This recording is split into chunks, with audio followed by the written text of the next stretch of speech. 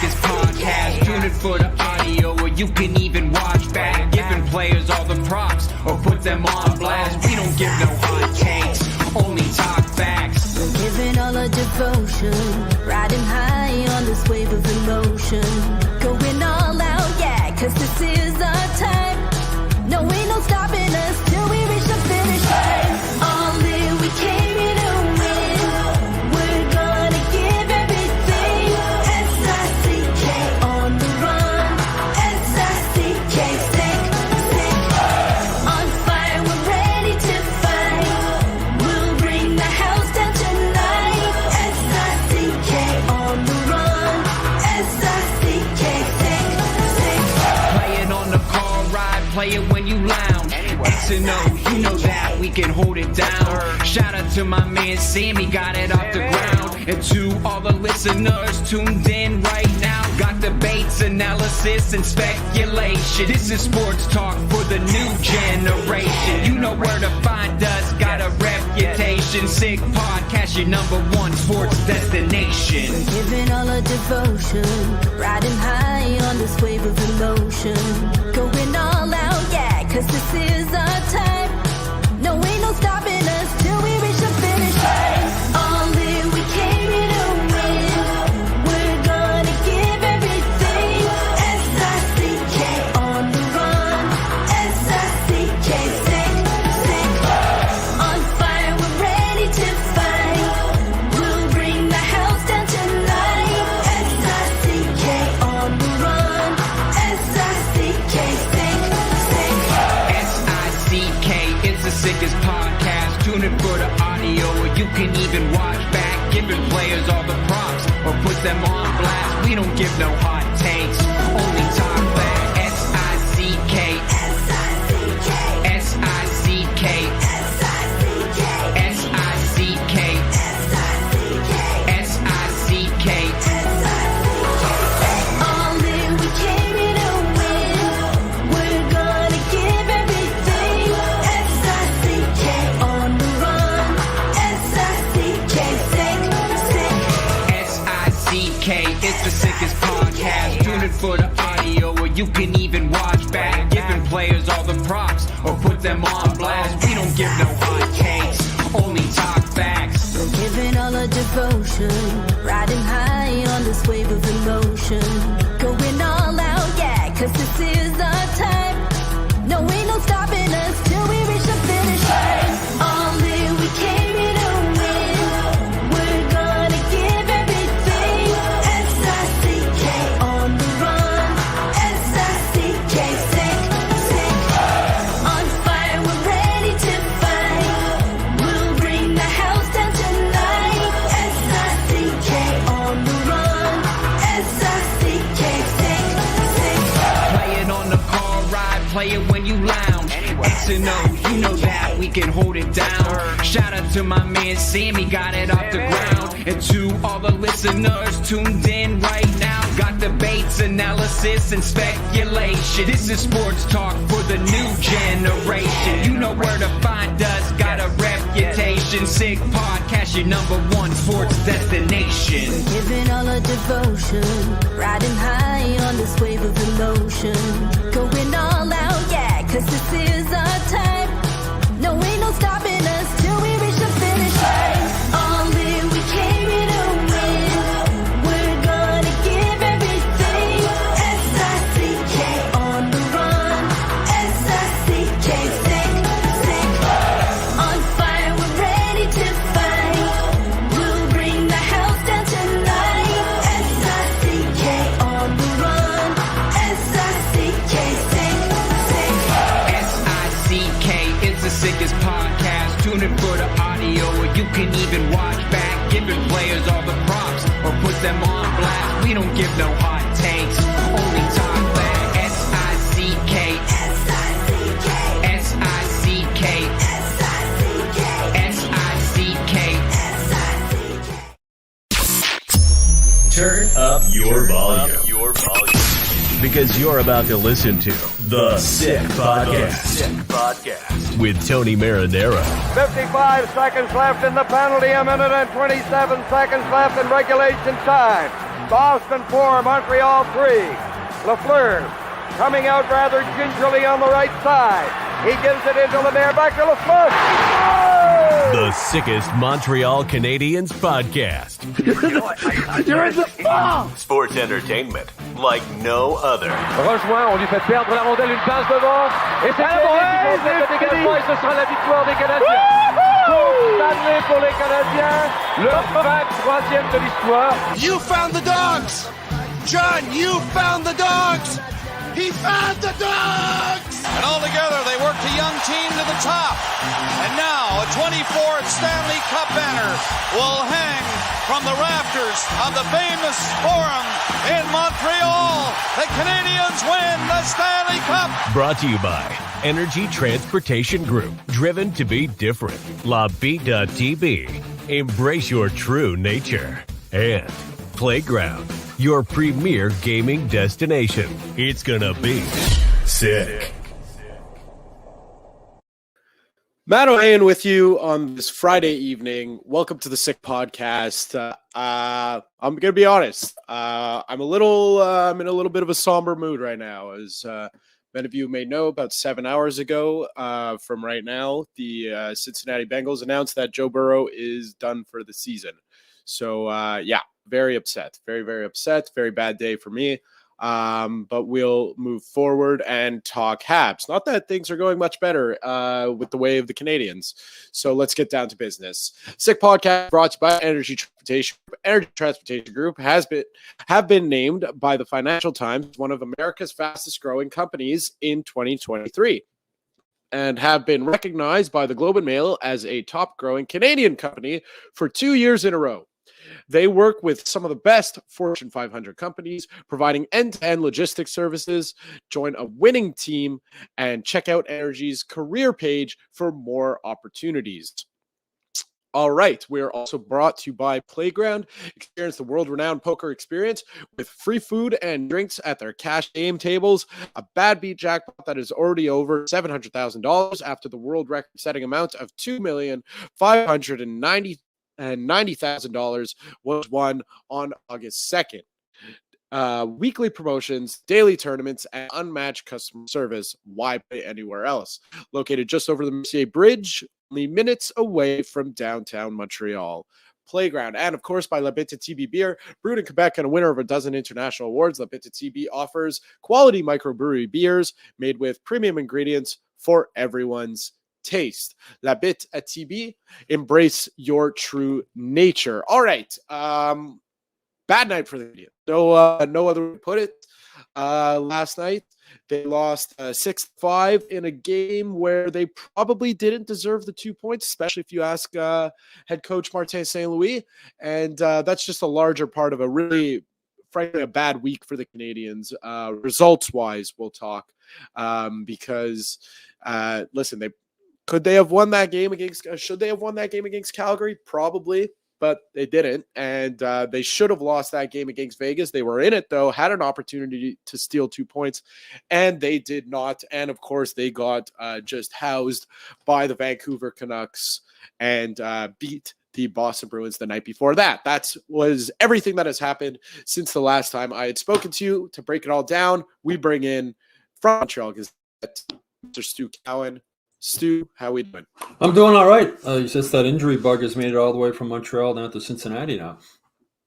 Yeah. I mean, last night it's crazy. It's just I'm interested to know more because people were saying that Burrow. Well, there was a picture that Burrow had that wrist brace on when the plane landed in Baltimore. There was a picture of him wearing a wrist brace, but he wasn't on the injury report. So that'd be interesting. It's going to be interesting to see what happened there. As he, I think he's due to speak to the media if he didn't already. So we should learn more about that. But yeah, that injury bug got a one-way ticket from Montreal, or a two-way ticket. It's going both ways. Return traffic from Montreal to Cincinnati, the injury bug. So you were at practice this morning. Do we got an update on Arber Xhekaj? Yeah, Arber Xhekaj, they've listed him as day-to-day upper body injury. It looked like he was favoring his left shoulder after that big hit from Barbashev last night. It was the right shoulder he was operated on last year that ended his season. So this is the other side. Massive hit, clean hit. It looked like Jack-Eye maybe wasn't ready for it, or didn't expect to get hit that hard. I asked his buddy Jonathan Kovacevic about it tonight, or this morning, I should say, at practice. And he was saying, he really noticed Barbashev in the playoffs last year, watching him, just how physical he plays and how hard he hits. And Barbashev's 6 foot and just under 200 pounds, and Arbor's like 6'4" and 240. And sometimes you get a strong guy who's a little bit shorter than the other guy. The angle they can come up and hit a guy can knock a guy off balance, and that seems to be what happened with Jack-Eye. So they're saying day to day, him and his dad did make the trip to Boston together. That was the father's trip for the game tomorrow. So that's a good sign. But again, he didn't practice today. It looks like he probably won't play tomorrow night. But Jordan Harris, who's missed the last couple of games with an upper body injury, he did practice this morning. He's been given the green light to play. So I imagine he'll be taking Jack-Eye's spot in the lineup against Boston. But the Canes are going to miss Jack-Eye. He's the physical presence that he brings. Him and Michael Pezzetta are the only two guys on the team who really have it. And Jack-Eye plays a lot more minutes than Pezzetta, and going into Boston, which is always a tough game. Jack-Eye is going to be a tough guy to be missing, and they're going in there on a 3-game losing streak. Yeah, but like you said, that he is making the trip, which is nice to hear, because these days, especially with the Canadians, when they say day to day, yeah, like you can't. It's not a true day to day. So maybe it's not a true day to day. Maybe Jack-Eye's dad already had his tickets booked and whatever, didn't take cancellation insurance, and yeah. said, Well, you're coming on the trip. I was talking with Suzuki after the game last night, and he was saying that he's as captain, he's obviously involved in the decision when they're going to have the father's trip, and it was decided on in the summer. Last year with the mothers, they actually went on the road for 2 games. They were in Washington on New Year's Eve, and then in Nashville, I think it was January 3rd. But Suzuki was saying they couldn't really find any 2 road trips that were really appealing or would have been appealing to the dads this year. So they figured watching Vegas play Montreal would be a good game, and then going to Boston is always fun. So that's what they decided to do with this father's trip. So I'm happy for Jack-Eye that I'm sure his dad was really looking forward to this. I'm sure Jack-Eye was, like all the players. So it's nice to know that at least they were able to get on the plane together and fly there this afternoon. Yeah, it's nice to see. Another thing that's nice to see is, we'll talk individual performances before we talk Canadians' performance as a whole. Nice to see Alex Newhook find his way back onto the score sheet last night. Yeah, I think it was 13. Well, he had 3 goals in the first 3 games. He hadn't scored since then. And you can see the reaction when he did score, just how happy he was to finally get one. I mean, there's a lot of guys struggling to score right now. Tanner Pearson's got 11 games without a goal. Jake Evans hasn't scored since the first goal of the season. Slavkovsky has 1 goal, and a really big concern is that Cole Caulfield has 1 goal in the last 10 games, and only 1 goal. One of his 5 goals this season was at 5-on-5. 1 was on a power play, and the other 3 were in overtime. So they've got to get him going. It's amazing they're scoring as much as they did, especially against Vegas, without getting anything from Caulfield. Splitting up him and Suzuki hasn't seemed to really work. We saw them back together again in the 3rd period last night with Newhook. I think they need to put them back together, just try and get Caulfield going. And it might be time also to split up that veteran line with Monahan and Pearson and Gallagher. As I said, Pearson, it's 11 games without a goal. Monahan, I believe it's 7 games without a goal. And Gallagher has like 1 goal in the last 6 games. They were the best, most consistent line through the early part of the season. But there's a lot of guys that got to get scoring, and it'll be interesting to see tomorrow night in Boston if Marty starts juggling the lines a bit, maybe putting Suzuki and Caulfield back together, maybe put Pearson with them or somebody else with them to try and get them going. The Josh Anderson saga continues. Just amazing to think you guys got 17 games without scoring a goal, and the chances. I mean, when a couple of games ago where he had a great chance in the slot and his stick snapped in half, he had another empty net and the puck hopped over his stick. It's like everything is going bad for him right now. But I think we might need to switch up the lines a little bit if Marty St. Louis wants to get some guys going. Call me crazy, but listen, I understand he's getting some chances and maybe it's not bouncing the right way for him, but this is a results-driven industry. And at the beginning of the year, Yoel Armia had a very weak camp, and they dropped him down to the minors. Yeah. Had a great couple games in Laval. They said, all right, you deserve it. They brought him back up. What's the deal here? What's like, is Marty St. Louis playing favorites? Like, what's going on? Like, no, Josh Anderson, like, not drop. not drop him down, but like. But you notice Josh. There's got to be some accountability somewhere. You notice Josh Anderson every time he's on the ice. He's finishing his checks. He's skating hard. He's getting all kinds of chances.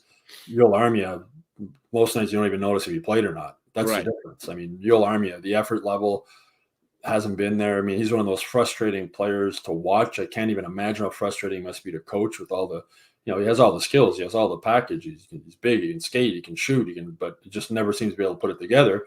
For Anderson, he's doing everything except putting the puck in the net. Like, there's not much else to criticize about his game. It's just his lack of finish. And Marty St. Louis has been sticking with him. What people are criticizing, he's sticking with him on the power play. He's St. Louis determined, I believe, that once he gets one, they'll start to come in bunches. And he's a proven guy that he can score 20 goals. I mean, I think 21 last year, and he only played 59 games. So it's really, all goal scorers go through slumps. But to see one like this, especially at the start of the season, it's highlighted even more. When it starts right off. I know Pat Hickey used to always like to say, a guy who scores 30 goals, that means he goes at least 52 games each year without scoring. So, but to go 17 in a row to start the season is not the way you want to start it off. But I also believe that Anderson, once he gets one, it's got to be getting to him now mentally. I mean, it has to be. It's impossible not to be. And I think once he gets one, he'll get a couple quick. But to compare him with Armia, I think it's apples and oranges just because.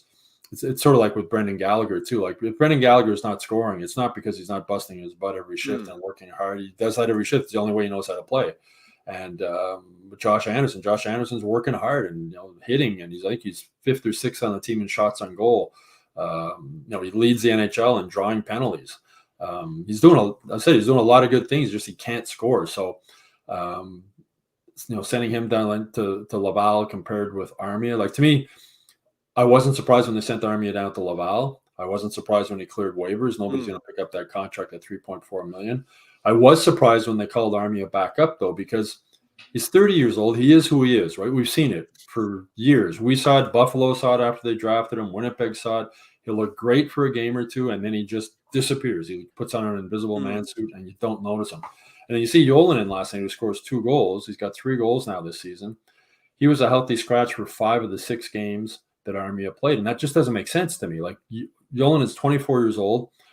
He's part of the rebuild here. He could be part of this team when they get where they want to go.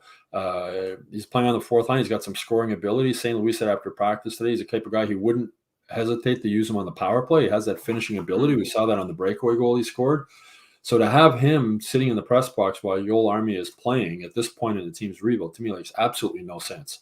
So I also wasn't surprised when they sent Armia back down to Laval. I'd be surprised if they call him back up again unless there's major injuries that happen. I'd rather see that ice time go to Jonathan Waugh or somebody else if they're going to call somebody up from Laval.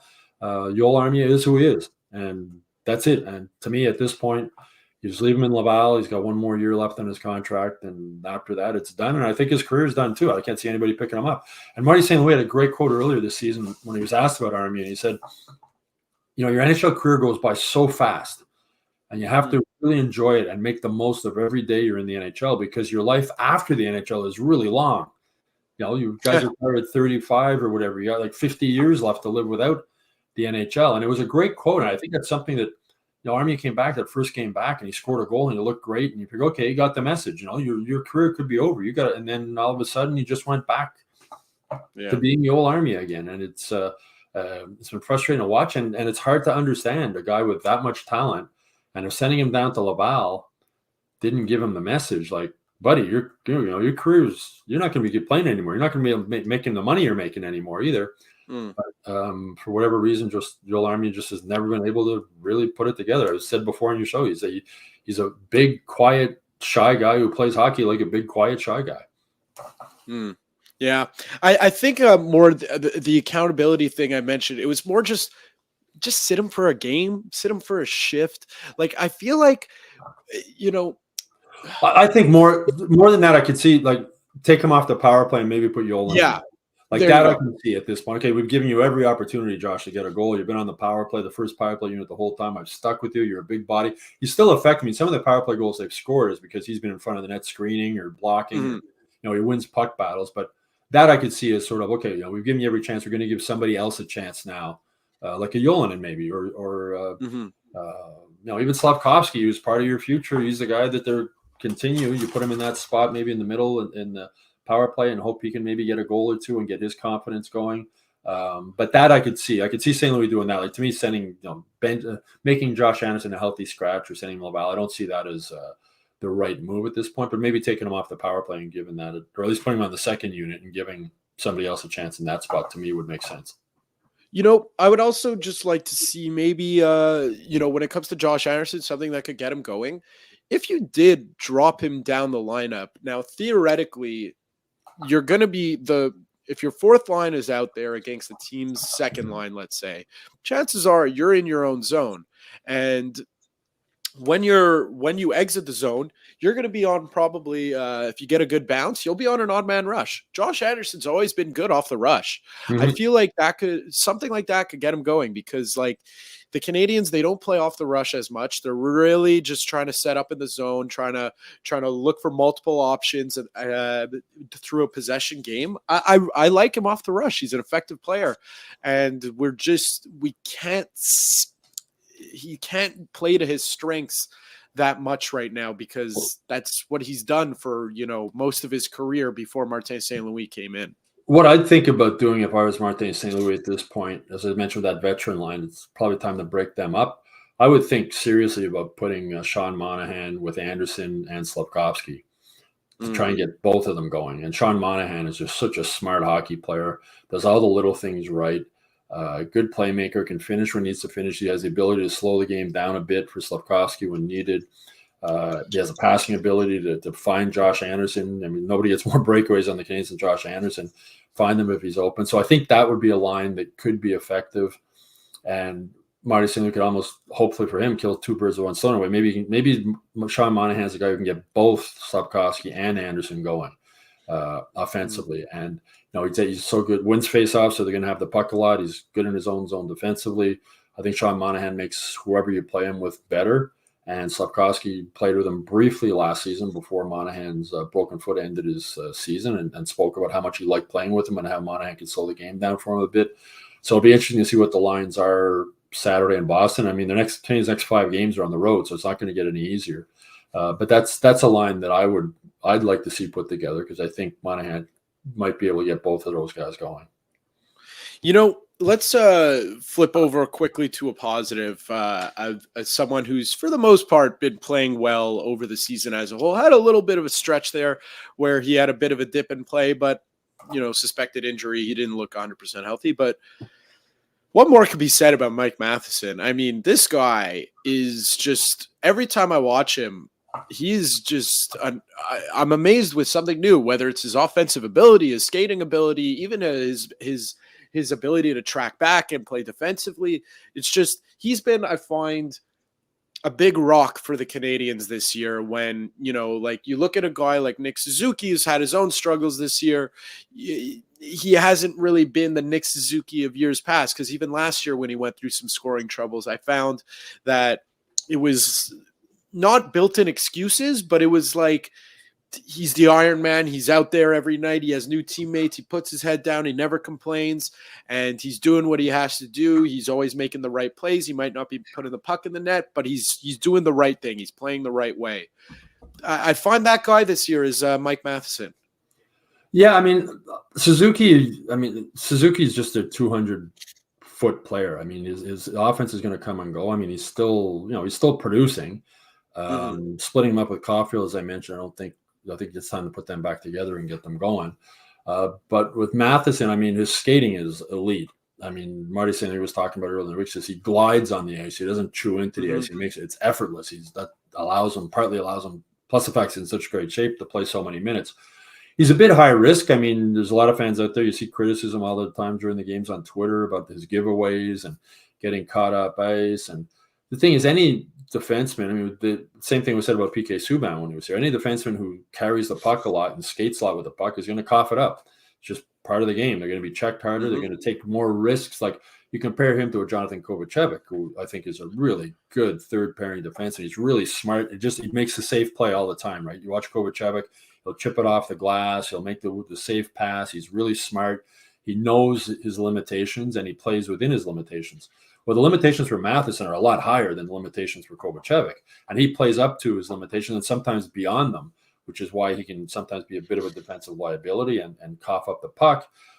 But after years of watching boring Canadians hockey where defensemen weren't allowed to carry the puck past the red line and weren't allowed to pinch in at the blue line, it's refreshing to see not just him, but all the defensemen. You watch how many times the defensemen pinch in at the blue line when the puck comes around to keep it in the offensive zone.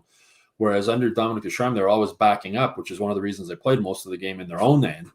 But with Matheson, he's an effortless skater. He's got a lot of offensive ability. He's got a great shot. He's got good vision for passing. You got to take the good with the bad, though. He's going to have some nights where he's going to, a couple of nights that are back to back. He was like -3, and there's going to be nights he's going to have giveaways. But people focus on the giveaways more than they focus on the offense that he generates. And it was the same thing I remember with PK Subban. People would say, talk about him coughing up the puck. Yeah, but how many scoring chances did he create? And how many times did he skate the puck out of his own end? And things like that. So you got to weigh the pros with the cons. And I'm with you. There's a lot more pros than cons with Mike Matheson's game, the way he plays. He's also physical. I said, great shot, great skating ability.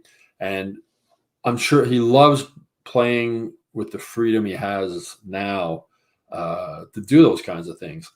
And, speaking with the other younger defensemen, and they were talking about Stefan Robida, the defense coach, and they were saying that, they're letting them make mistakes and that includes Matheson, but the young guys, and it's one of the reasons the young guys, I think, have improved the way they have since coming in, so many at the same time, is just playing without that fear of making a mistake constantly in the back of their mind. If I make one mistake, I'm going to be a healthy scratch, or I'm going to be sitting on the bench, or I might get traded, or I might get sent down. And for years and years and years, I think that was a big problem with the Canadiens' development.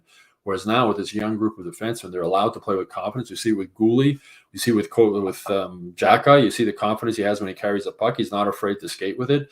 You see it to a lesser extent with Kovacevic. He'll pinch in, but he's a perfect example of a player playing to his limitations, knowing what his limitations are and playing right up to them, but realizing, no, I can't do that. No, I can't do the things Mike Matheson might try to do. But I agree. I think Matheson, and what a trade by Kent Hughes, he basically got him for nothing. Ryan Poehling's no longer in Pittsburgh, and Jeff Petry's no longer in Pittsburgh. That's what he gave up for him. So a really good trade. It's a reasonable contract he's playing under. It's a Montreal guy. He loves playing here. He wants to play here. His family's here. So yeah, I think Mike Matheson's been one of their best players this season. Yeah, and you took the words right out of my mouth when you said you got to take the good with the bad, because I think even with the freedom that the young defensemen are playing with, like you said, like they shouldn't be afraid to make mistakes, and it's okay.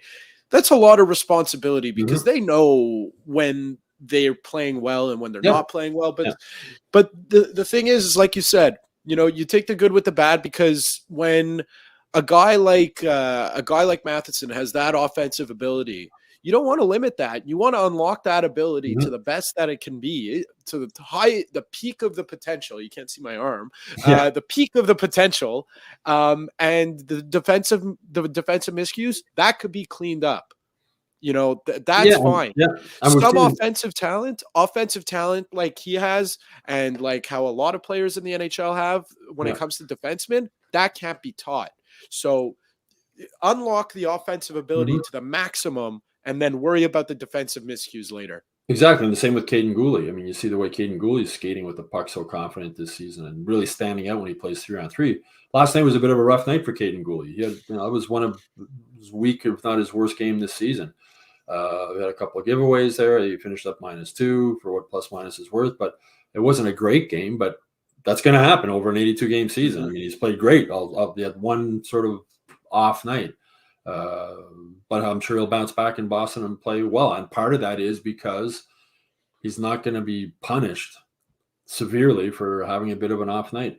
The defense I've spoken with Stefan Robida on. It's a very similar thing to Luke Richardson when he was coaching the defense here.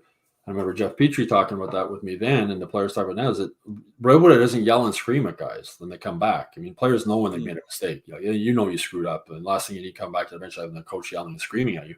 But Robida is very good at showing them video clips and breaking down, showing them what they did wrong, what they could have done, other options they might have had. And that's the way they've chosen to teach these young guys without just killing their confidence. And I remember when Victor Mete went to Ottawa, and one of the interviews he talked about how hard it was to play in Montreal, where you always had the coach breathing down your neck, and you knew that any time you made a mistake, anytime you made a giveaway or you coughed it up, you were going to sit on the bench, or you were going to go sent down to Laval, or you're going to get traded or something like that. And it's hard for anybody in the NHL to play like that, but especially for a young defenseman just trying to get their footing in the NHL. And with the Canadiens having so many of them, 7 rookies who played last year, if you're going to be on them like that, they're not going to develop. They're going to play scared. And Mike Matheson, same thing. If he's going to be playing scared, if he knows every time he rushes the puck. And I mean, how many times have you seen Mike Matheson this season come around his net and cut in front of his net like we see Bobby Orr do? I was like, when was the last Canadiens defenseman we ever saw do that? And maybe once in a while he might get caught a bit, but like it'll be once out of 10 times, it seems. It's a really effective move he uses when he comes around, he cuts out and he carries the puck out. But when he does lose the puck, Matheson, he works incredibly, like he realizes he screwed up and he works incredibly hard to try and get it back. And that's because he's playing with that freedom that he knows he knows he can take risks. And if it doesn't work off, it's not going to be severely punished for it, but he realizes that he's got to get the puck back. It's not like, oh, I lost it, it's no big deal. No. Well, the other thing is when you mention like that move that he makes and how effective it is, and how 9 out of 10 times it's going to work, and the 1 out of 10 it's not going to. Well, that's look, we're 26 minutes into this podcast, and I'm about to make my first football analogy. I think that's a record for how long it took. Like it's like when you see a team go for it all the time on 4th and 1, or in the CFL 3rd and 1. And, 99% of the time, you're going to get it. It's a yard. If it's the Eagles, it's 100%. Well, there you go. Exactly.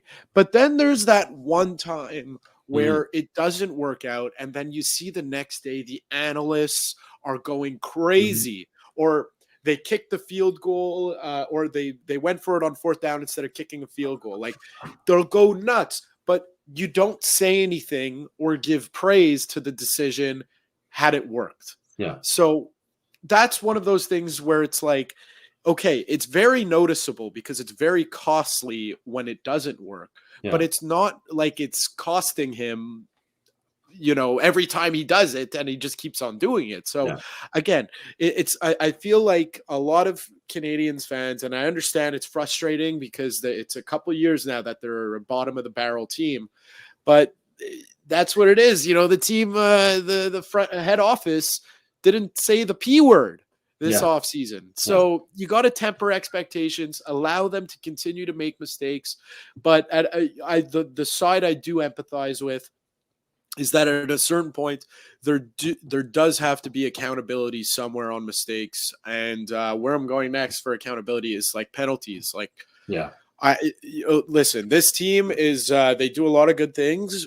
Taking penalties is something they're very good at doing, unfortunately. And at a certain point, when very bad penalties too, and costly time of the game. Not that any penalty is it comes at a good time, but who takes the fall for this? Like, does this fall? To me, this falls on Martin St. Louis. Yeah, there's got to be more of a crackdown. I mean, Slavkovsky took. Some people thought it wasn't a penalty. I thought he took a really bad penalty behind the opposition's net, and then Gallagher after the final minute, 2 minutes left or whatever, 2.5 minutes left, and he takes the 4-minute high sticking penalty, which ended up costing them the game.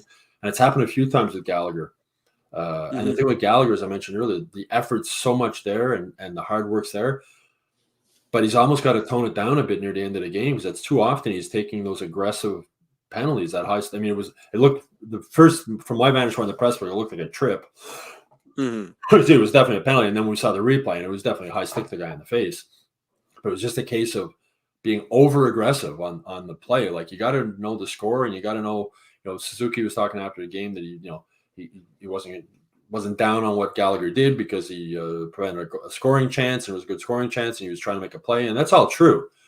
But you just got to be smarter with your stick and smarter with realizing where you are. I mentioned Slavkovsky, like taking that holding penalty behind the opposition's net on a forward check. Well, just finish your check. Don't sort of grab them but we've seen that with a lot of players this season, and just too many minor penalties. It seemed to clean up a little bit there for a while. But last night, that was a huge penalty. And it cost them the game. They were a tie game. It cost them at least a point anyway, because you figure they probably would have been able to at least get into overtime. But again, the thing that's impressed me most about this team, and it's right since Marty St. Louis took over, again, another case that they didn't give up, right? They came back. They almost tied it at the end. I mean, Suzuki had a great chance at the end. They were down 6-4 and made it 6-5 and almost tied it up. They just keep competing and keep fighting. I think it goes back to what we were talking about, letting players make mistakes and learn from they want to keep coming at you. They keep going, they keep working hard. But yeah, the penalties just keep making it harder and harder, and especially those ones at the end of the game. And it's happened 3 or 4 times with Brendan Gallagher this season, where he's taken late penalties. And does it get to the point where you don't put him on the ice the last 4 or 5 minutes of a game when you're either tied or you have a lead if it's too much of a risk? And as I said with Gallagher, it's just nothing about Gallagher is because he's lazy. They're not lazy penalties; they're just being too aggressive. And he's got, I think, to just learn in those last couple of minutes of the game, and it's a tie game, just to tone it down just a bit and make sure you're not taking penalties and costing your team. The thing I'll say is there's a couple things there. One, I love that you said it costed them the game, because so a lot of people out there, and I learned this the hard way last week watching the Bengals, but I'm going to stick to hockey, is that a lot of people out there will say, you can't blame Gallagher for the loss because the Canadians were in the position. They shouldn't have been in the position had they played the way they needed to play to win the game. So there's a lot of other things leading up to that play. Well, it's if a player drops a game-winning touchdown, or catches a game-winning touchdown, he won the game. He won them the game. Yep. If he drops it, they shouldn't have been in a position where they needed to last. No, if Gallagher wasn't in the room. Gallagher wasn't in the room after the game, but if he was there, he would have said, I cost them the game. He's an honest hockey player. He knows he cost them the game. That's probably one of the reasons why he was, I'm sure, furious with himself that he did it. And this came after the previous game where he had that horrible call against them for tripping when the referee standing right beside him didn't make the call. Oh, man, standing out near center ice did, which is mind-boggling. And Gallagher lost it in the penalty box, and rightfully so. But, one like that is different. Again, the high sticking penalty is just being too aggressive with the stick, coming up too hard, coming up instead of maybe coming down on the guy's stick in a situation like that. But a Gallagher would be, as I said, I've dealt with Brendan Gallagher for many years, and he's very honest when he plays well. He's very honest when he plays poorly, and I'm sure he would say, I cost my team the game with that penalty, and I can't do that. And, it's tough. It's tough that it happened to Gallagher because, by all accounts, he's been pretty darn good this year. I gotta say, and it's nice to see. Forget the money he makes. And it's unfortunate that you have to take the money out of the equation for a lot of players. But forget that. It looked like he was done after last year. Finished toast. Even at the beginning of this year, looked like it was done. It was done for him. And he just, again, like you said, he just this team just keeps on coming. He just keeps on coming. And it's really nice to see because, like you said, 100% on every shift. Anytime he makes a mistake, it's not for a lack of effort or something like that. He doesn't make excuses. He doesn't blame other people. I said he'd be. I'm sure Brendan Gallagher didn't sleep well last night. He was upset at himself because he cost his team a chance to win that game. And when he's gone, let's not get carried away here. He's not getting his number retired. He's probably won't go in the Ring of Honor, but there has to be some sort of appreciation night for him because he has meant so much to this team and city for the better part of I think it's 10 years now. Yeah, that picture of him, I think it was was the bubble playoffs when he got, remember that he was skating off the ice and there's blood all over his face. He looked that's right. He looked like something out of the Braveheart movie with him skating at a bench, his face covered in blood, and that's Brendan Gallagher. I mean, one of the reasons his game deteriorated is just because his body fell apart. And why did his body fall apart? Because of the way he plays. I mean, if he played like Yoel Armia, he'd be healthy. It's Wouldn't have scratched on him. Go into danger area. He's not going to get hurt. Brendan Gallagher spends half the game on his butt, getting cross-checked in front of the net or flying into the goalie. Or I like watching when you watch him just in stick battles for the puck. He's so hard on his stick for a little guy and battling and whacking and hacking, and that sort of resulted in the high sticking penalty the other night, unfortunately. But nobody competes harder than Brendan Gallagher. He's a warrior on the ice. He always has been. He always will be. At the end of his career, like every other player, at the end of the career, you're not playing that great because that's why you end up not getting another contract. But the effort will always be there with Brendan Gallagher right until the final day he plays in the NHL. Another player who's been the effort that they've put into their game has really shown in the very few instances we've seen him this year. And I know he maybe the stat sheet won't say he had a good game last night, but I thought he was okay, especially in the first period. Caden Primo, another good outing for Caden Primo. Goalie lets in 6 goals, and you're saying, but I mean, the first period, he battled in that first period hard. Shots were 8-0, I think, at one point, and 8-1 when the Canadiens scored.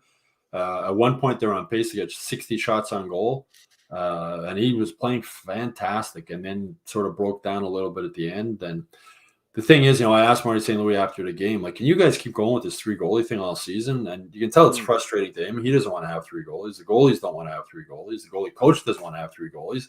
But Kent Hughes doesn't want to lose. He's all about asset management with Kent Hughes, and he doesn't want to lose a goalie for nothing. And he's worried that if Primo goes on waivers, somebody else is going to claim him.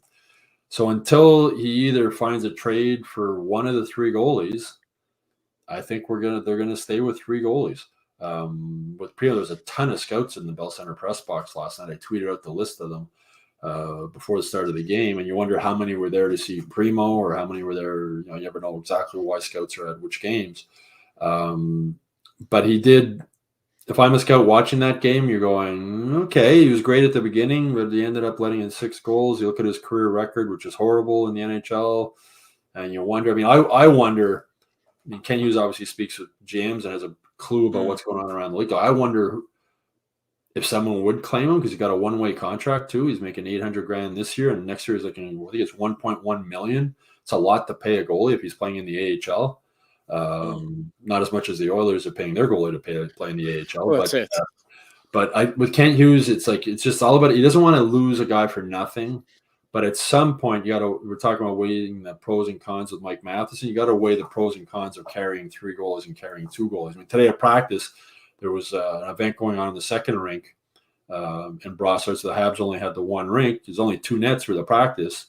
So Primo was at center ice with the goalie coach doing some kind of drills on the ice without getting shots, without being. It's not a good situation. You have one of the goalies who's sitting in the press box, not feeling a part of the team. Even if you're a backup, at least you're sitting on the bench. You feel like you're in the room. You feel like you're part of the team.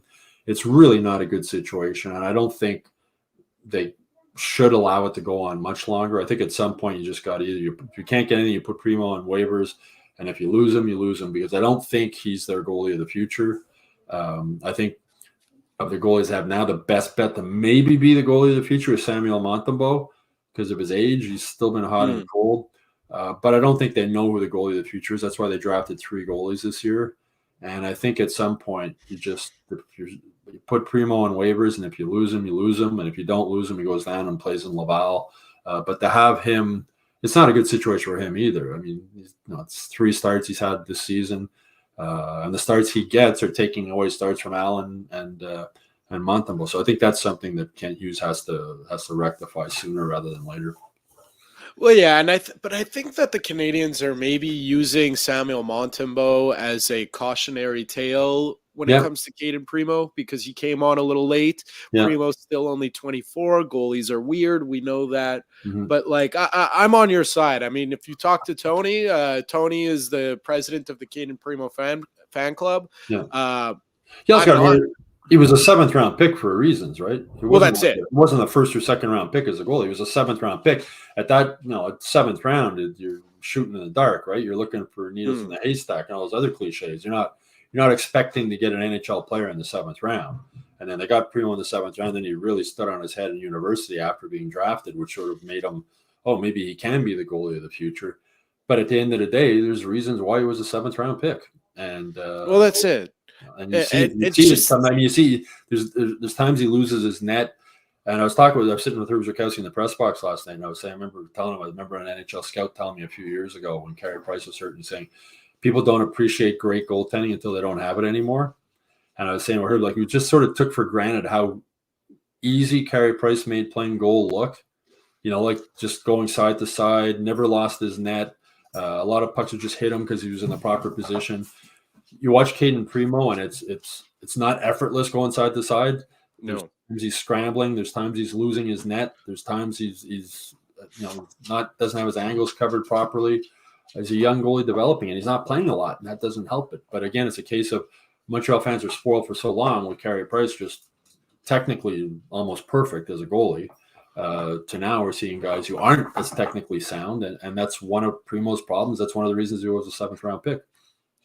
I forget if it was the McNabb goal or the Marchessault goal, but he lost himself pretty good. Yeah. Like there was a screen in front of him, and he lost himself pretty good in that net, and he looked like bamboozled that how that puck made its way behind him. Yeah, he'll slide out of the crease a bit. It's when stuff starts going around and around, he gets a little scrambling in there.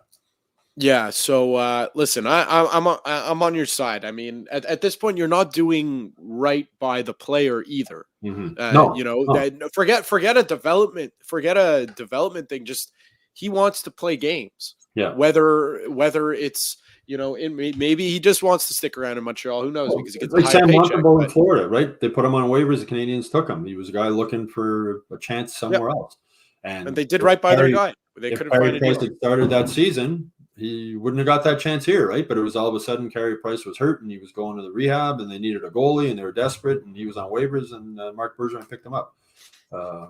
So it's now with Montembeault, you say goalies can develop later, but like I said, I don't think whoever the Canes goalie of the future is going to be, I don't think he's with them now. It's either one of the 3 kids they've drafted, or they make a trade at some point with all these assets that Kent uses as stacked up, and they get a goalie. Well, and it's also like, I don't think your goalie of the future is coming down the pipe at this moment. Like, I think when it's a goalie of the future. Mm-hmm. When I'm talking like Carey Price level, like when that's coming. Look, who's that kid in? It's great being turning 27 in a month. I could start to say kid. We're talking about these guys. Jacob who's Fowler. That guy? No, in Tampa Bay, he just won against the Canadians. It was his first career win a couple weeks ago. He's like 27 and got his first win in the NHL. Like they're not clamoring, the savior backup to the ever elusive backup to Andrei Vasilevsky has fallen into our hands, or when Zach Vocali, was it last year or 2 years ago that he made his first start for the Capitals and won? Like they're not clamoring that, oh my God, we found the heir apparent to the net. Mm-hmm. You know when you have it. Yeah, I mean, when they drafted that kid Jacob Fowler in the 3rd round this year, I mean, he's really playing well at Boston College. And looking at his updated stats, he's got a 2.18 goals against average and a 924 save percentage as a freshman, as a starting goalie in Boston College. So maybe it's him. It's but again, there's a reason why the Canadians drafted 3 goalies this year, is because they're hoping to find a goalie. They're looking for their goalie of the future. That's why they drafted 3 goalies. Yeah. So the goaltending is it's interesting because it was never a topic. I mean, the only topic it was in Montreal whenever Carey Price was here. When it was going bad was, I can't believe Carey Price is injured again. That was the earlier in his career it was the Halak Price controversy and whatnot. But I mean, the last, as I said, you don't appreciate great goaltending until you don't have it again. And well, that's it. When we look at Carey Price, I mean, the Canes don't get anywhere near the Stanley Cup final in 2021 without Carey Price. It's crazy because that was, everyone had thought that was it was over for, like, we would never see that. Not that it was over, because he was still great, but that we would never see that level again from Carey Price that we saw. What was it? The pre-knee injury from Chris Kreider that year, I think, or even just that year and a half stretch, because it started when he won the cup, when he won the gold medal in the Olympics. No one thought we would see that again, and then he was able to pull the rabbit out of the hat. How good he would have been or maintained if he hadn't had the knee injury. I mean, like, he was playing, obviously, in that Stanley Cup final, he was playing on a really bum knee. And Shea Weber also was playing almost like a crippled, with all the injuries he had. But for Carey Price, I think that's, I don't say when he retires, but he's basically retired now. But the thing, looking back in his career, that I'll probably always remember the most is just that 2021 Stanley Cup run. I remember Game 6 against Toronto when they got outshot like 13-1 in overtime, and he was standing on his head, and then the Canadiens scored a goal, and they went on and won the series, and then ended up going all the way to the Stanley Cup final. It was incredible, the performance he had then, and again, I think. Price had his critics in Montreal also. Like anybody go playing goalie in Montreal is the most. There's not many spots in sports that have a brighter spotlight than that. But just from a technique standpoint, and night after night, Carey Price was a sound goalie, and he'd go into slumps, but technically, he just you didn't see Carey Price losing his net or not covering angles very often, and we see that more now. You know what was the biggest point of frustration that I heard when I was back in my radio days from people was because he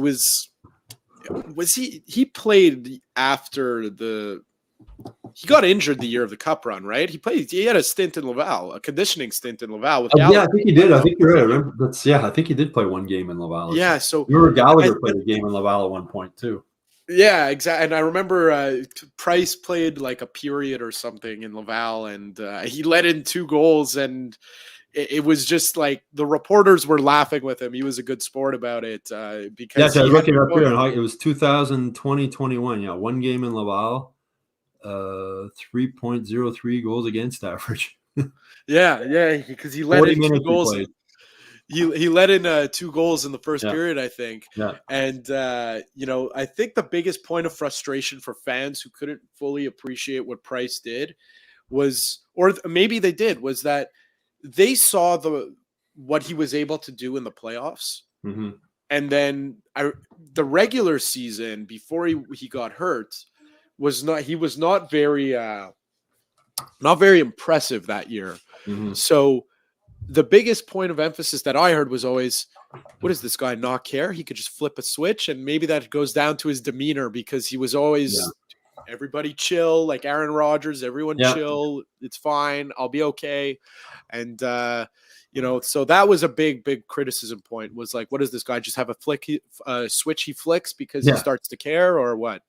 But I mean, you look back and, that 2015 season when he won everything. I mean, just look at the 66 games played, a 1.96 goals against average, and a .933 save percentage. Playing 66 games. I mean, that's insane. That's just that's the year that he went down with the knee with Kreider. Yeah. That was the Kreider year. Yeah, I remember that because that's incredible numbers. I mean, playing that many games, 66 games, is remarkable. Yeah, exactly. And I don't even think in these days that we've seen a goalie in the ones and goals against average for the season. Like it's been a while since you've seen a goalie who's played a minimum of, let's say, 40 games with those kind of numbers. A healthy Carey Price, right? That's probably the last season that there was a really healthy Carey Price in goal.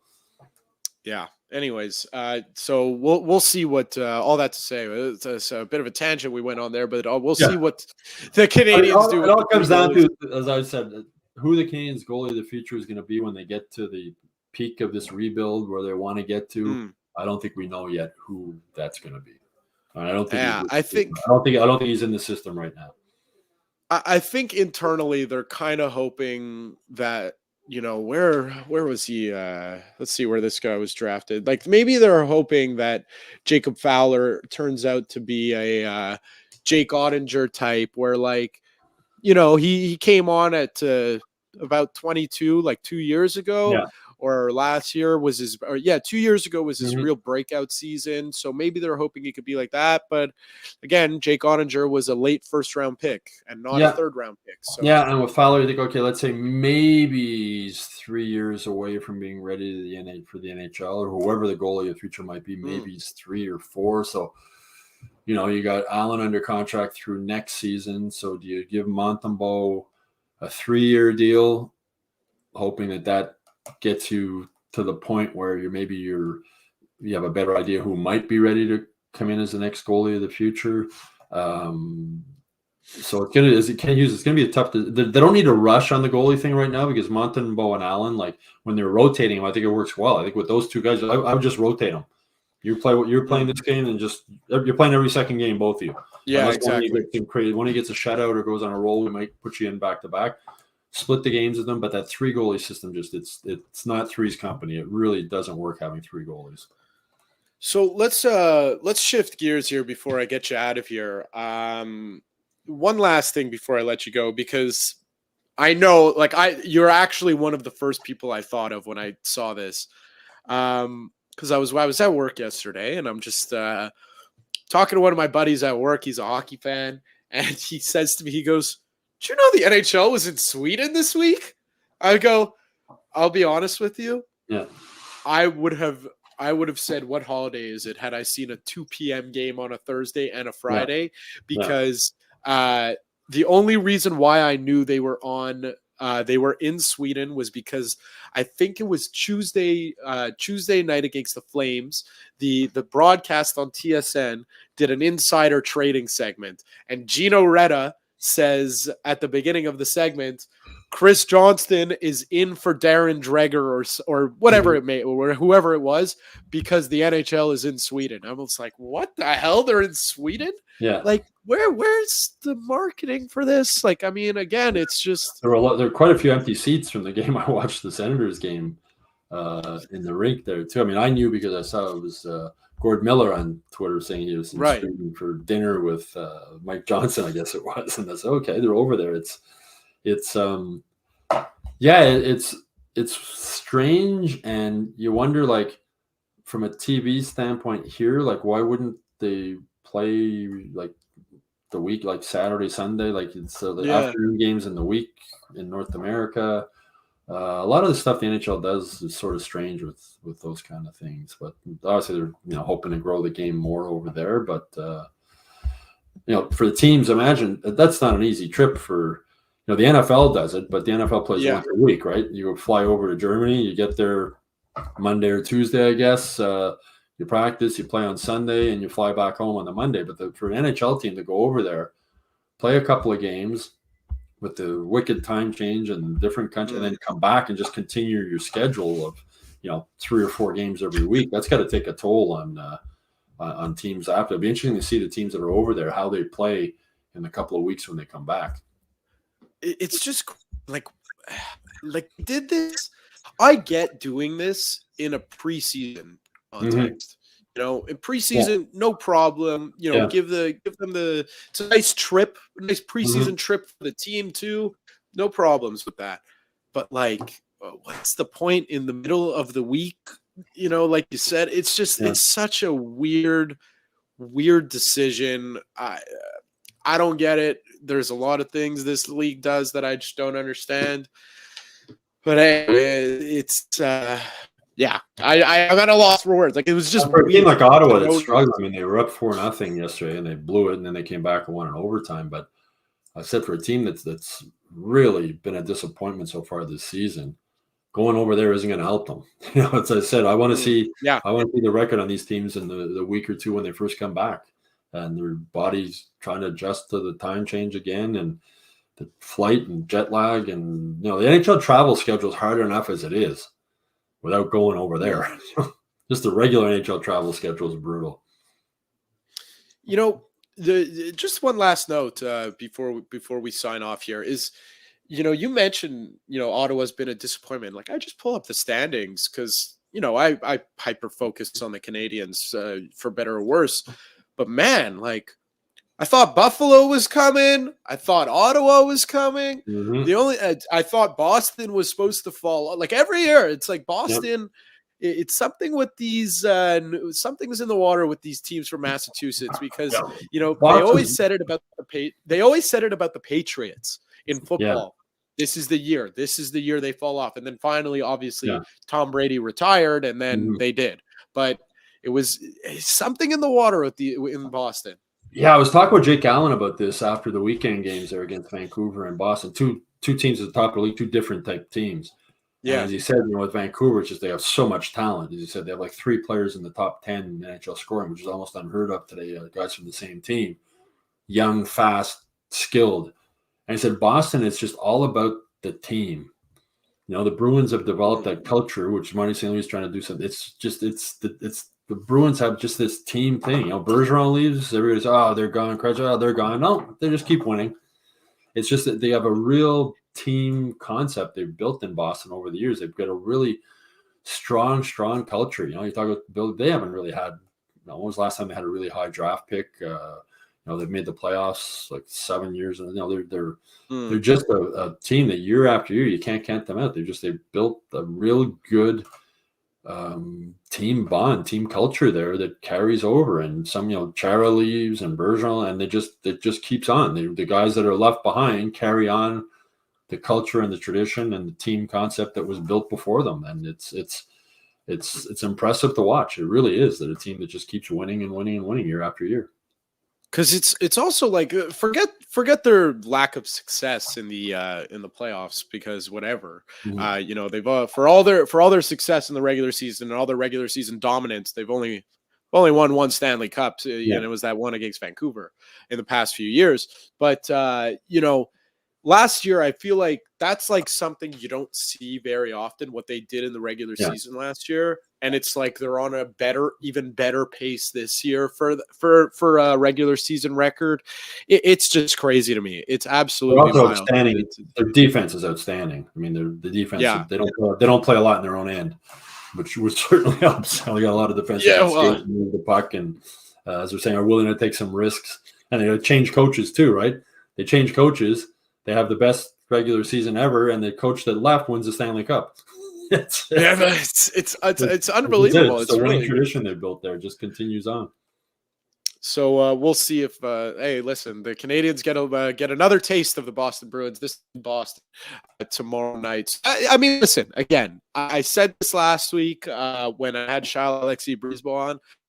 I said I was expecting a big game from the Canadians because it's under the lights, Saturday night, Original 6 in the Bell Center, Montreal, Boston. Flip the script now. The only thing is it's in Boston, and I know the Canadians haven't been playing well, but they seem to always get up for these big games against big opponents. They're very rarely. They're entertaining to watch this season. I mean, if tomorrow's game's anywhere near as good as last Saturday's game against Boston, it'll be fantastic to watch. And, you know, even last night against Vegas, it was a fun game to watch. You think they're out of it, to come back, tons of goals, tons of skating. I mean, I say the days of the boring defensive Canadians they're fun now. I mean, win or lose, they're a fun team to watch. Yeah, so hopefully we get another fun one tomorrow night, and maybe we'll get an outbreak, and the Canadians will win again, and then we can finally have the Boston-Montreal rivalry back, because it hasn't been much of a rivalry in some time. Stu, thank you very much, and enjoy the weekend. All right, and my condolences on your Bengals there. Thank you very much. It's very much appreciated. That's it. If you missed the beginning of the podcast, the Joe Burrow, or if you had been living under a rock for the past, call it 8 hours, Joe Burrow is out for the season. I'm very sad about it. All right. Thank you very much for listening. Thanks for spending your Friday night with me. We'll catch you next time. And that's a wrap. Hope you don't miss us too much until next time. Follow The Sick Podcast with Tony Marinaro on YouTube, Instagram, Facebook, Google Play, and Apple Podcasts. The Sick Podcast is brought to you by Energy Transportation Group, driven to be different. LaVie.tv, embrace your true nature. And Playground, your premier gaming destination.